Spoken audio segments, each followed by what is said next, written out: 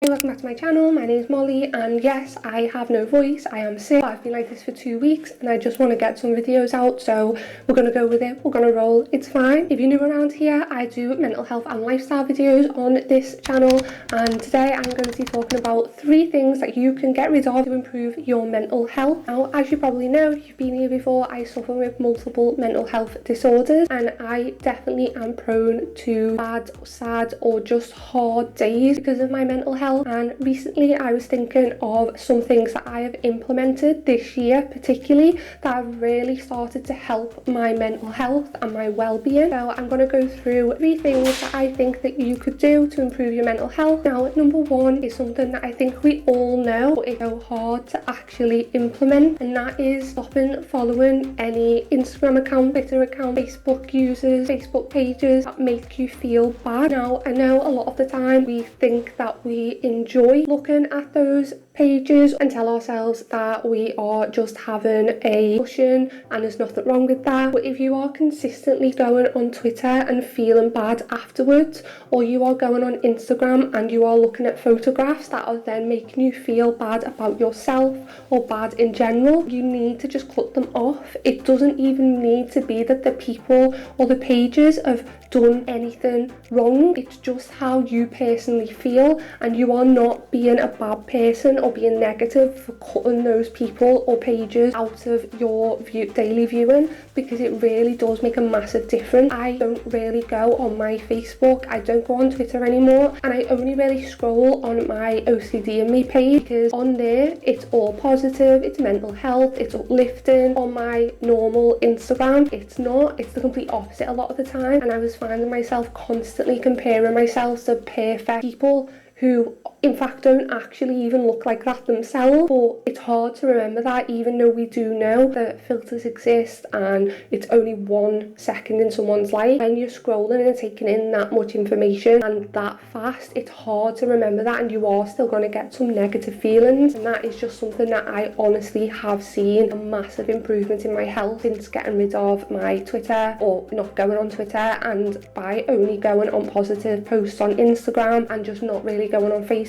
Because even though I would convince myself I wanted to see the things that were annoying me, in fact I didn't. And why would I want to see it if it was going to annoy me? It's just a kind of negative cycle that we get into and kind of accept as people that it's normal, and it's not. If you can view things every day that make you happy instead of making you sad or annoyed, it will be a massive step on the road to well-being. Number 2 is important, but it's also extremely hard, and it's putting negative people out of your life. Now, I know that this can be the most difficult thing to do. Sometimes negative people are family or friends or co-workers, and they don't necessarily have to be a bad person or a bad person all the way through. You might know that deep down they are a good person, but if you are consistently around someone who's bringing you down or making you feel bad about yourself purposefully, no matter how much stability you think you're getting from that person or how guilty you feel about cutting them out, it is best for you, if you are spending time with someone who's constantly making you feel bad, to just step away. You are responsible for yourself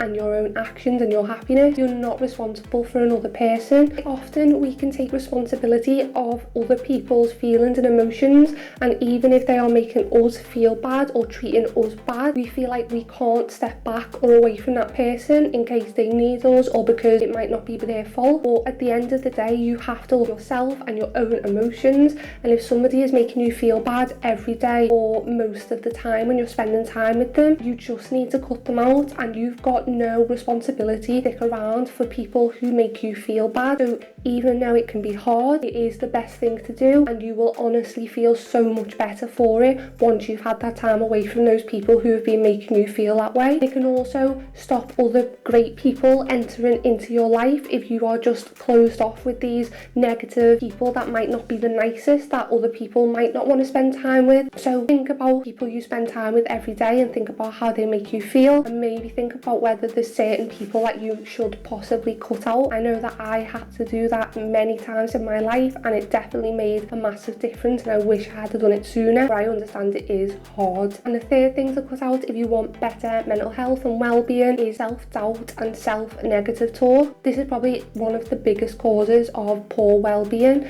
and it is just treating yourself. We can be so cruel and so so nasty to ourselves every day for a large portion of the day. Those little thoughts in your head of, I'm stupid, I shouldn't have done that, I shouldn't have said that, I don't like how I look, I think I'm too big, I think I'm too small, I'm wrong, I'm silly, I'm stupid, I'm dumb, I can't do it. They are things that we say to ourselves every single day. And it's important to hold yourself accountable if you do something wrong. However, constantly telling yourself that you're not good enough, or that you don't deserve to be loved, or that you are ugly, or that you look too big or too small in clothes, it's only going to make you feel awful, only going to make you feel bad about yourself. And there are enough people in the world that are going to say bad things to you and make you feel bad. You should be your own cheerleader. Now, I know that it can be hard, and I am definitely not perfect at this either, but when I realised how badly I spoke to myself, how I started trying to fix this problem was I would be more aware of bad thoughts that I had about myself, and when I had that bad thought, I would catch the thought and counteract it. It takes a lot of practice, especially if you're someone who constantly talks bad to yourself about yourself, but it is truly worth it, because you should never be speaking bad about yourself. And if you are saying things or thinking things about yourself that you would never think or say about another person, then that just proves that you definitely need to be speaking to yourself and treating yourself better. You're in charge of looking after yourself. Now, I would never ever have said the things that I used to say to myself to my friends or family. I would be the first person to tell them that they are beautiful the way they are, that they are trying their best. But when it came to myself, I was my biggest critic. I was never doing good enough. I didn't deserve anything. I realised because I was constantly telling myself these things, I believed those things, and it made it impossible for me to see myself in any other way. So my advice to you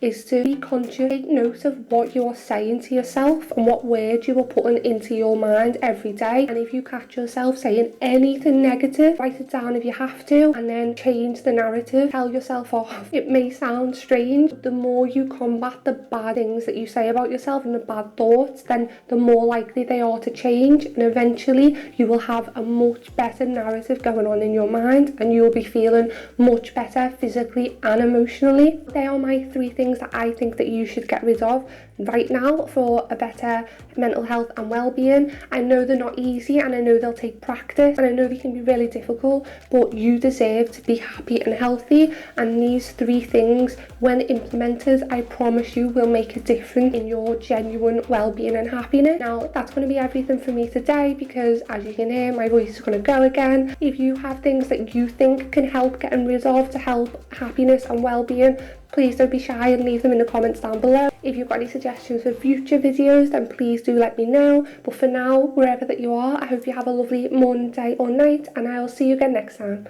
Bye!